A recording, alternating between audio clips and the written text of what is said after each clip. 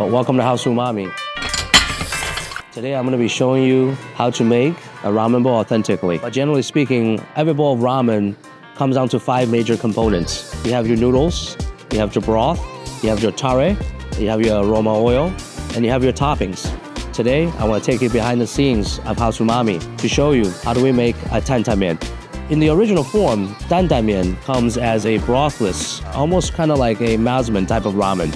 Later in the 1800s, traveled all of its way into Japan. It became a savory, brothy bowl of ramen noodles. Here you can see we have some of these raw ingredients to make a bowl of tantamen. First, I want to start by showing you how do we make our tare. Now the word tare, it just means sauce. Tare is the ultimate essence that adds the flavoring agent into every single bowl of ramen. Our tantamen uses a shoyu, meaning soy sauce based off tare. What we're gonna do is we're gonna start by putting some soy sauce into a pot, turn on a small flame, some shiitake mushroom, and then we're gonna be putting some kombu. Kombu is sea kelp. Essentially what we're doing is we're infusing the soy sauce with more umami essence from the shiitake and the kombu. Some fish for some extra umami extraction. From here, we're going to let it steep. Once it hits a boil, we're gonna cut the flame. We're going to let it further steep for another 30 minutes. Now we're gonna be adding some mirin. Mirin is a Japanese alcohol-based cooking agent. It will add a lot of the aromaticness to the soy sauce. Next, we have sake, Japanese cooking rice wine. After steeping it, now this soy sauce is heavily condensed and infused, borrowing all the umami essence from shiitake, kombu, the flying fish. We're going to strain it, and now what we're going to do, further concentrate this shoyu tare. Remember, this is not your daily use soy sauce. This is going to be heavily concentrated. This is going to be packed with flavor, packed with umami. Into this, we're going to be adding some more sugar. Then we're going to put some sea salt. All right, and while we're letting it steep, we're going to whisk until everything dissolves. All right, before you get the final product, we're going to strain it one more time. You want to let it chill, let it cool down. So all that goodness, all that umami goodness is going to go into the bowls of ramen that we're going to build with this. So here, we're going to make our ramen eggs. You can call them molten eggs, or in Japanese, they're called achitama. Before dropping your eggs into the water, we're going to pinch a hole in every single one of these eggs. Just by doing that, you penetrate a tiny little hole on the bottom of the egg. What this will do is this is going to release any type of trapped air in this egg. You want to bring a pot of water to the boil.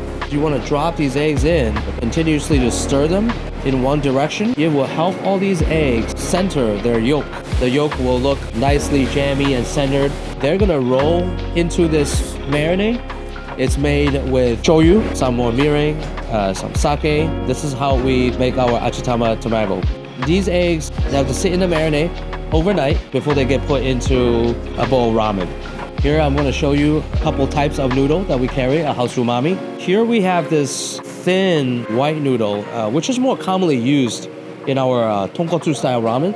But for today's purpose, since we're making a tantamen, we're going to be using a classic yellow wavy type of ramen noodle. We get all of our noodle freshly every Tuesday. We get them from a Japanese family-owned company that's based in Hawaii. Tantamen is a thicker, brothy ramen. When you go slurp, the yellow wavy ramen noodle is going to help you to capture all that essence and all the toppings that's within the broth. Right now, the internal temperature is set right around 200 degrees. Generally speaking, our noodles go for about a minute and a half. So we're going to drop them. After dropping them, we just kind of want to help the noodle to kind of release all of its surface evenly and to get cooked more evenly as well. Like I previously mentioned, a good bowl of ramen, it's always going to require some aromatic oil. Here what we have are the 4 most commonly used oil here at House of Umami. All the oils here are made in-house. Chicken oil, our pork oil, negi abura, which is a scallion oil. We're actually going to be using chili-infused sesame oil. Tantamen is all about sesame.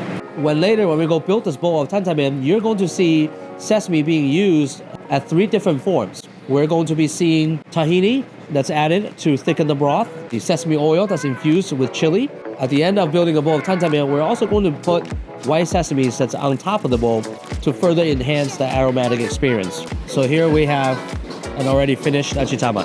What we wanted to get is we want to get this type of texture. This is a perfectly made molten egg.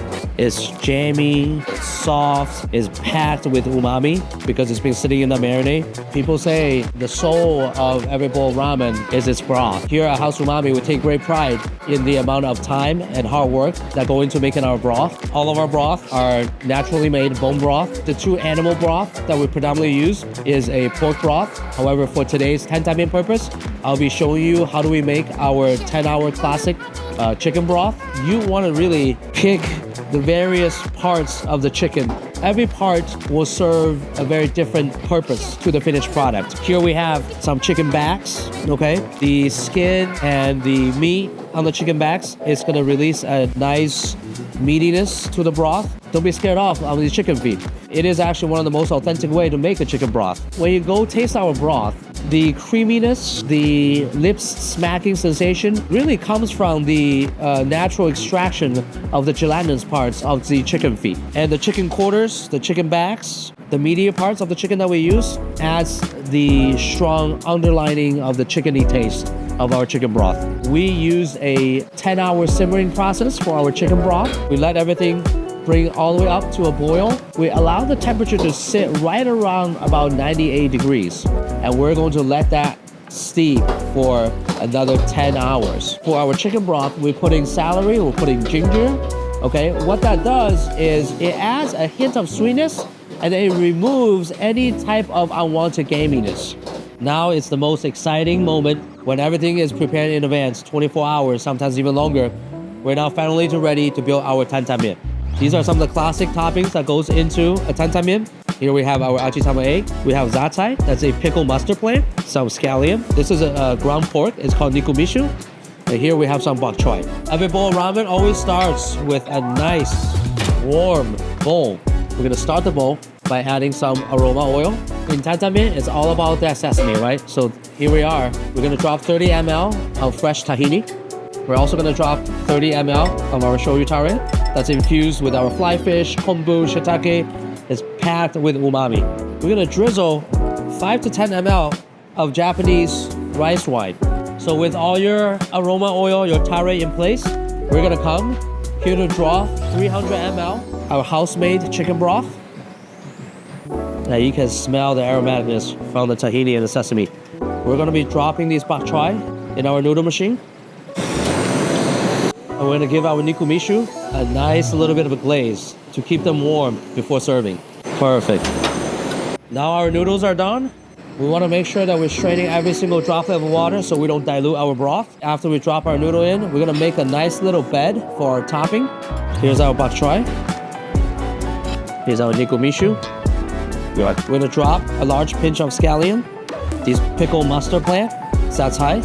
Lastly, we have our achitama. Before we serve it, top off with some more sesame. And lastly, we're gonna garnish it with some chili thread. And here is how you make a tantan mian at House of Umami.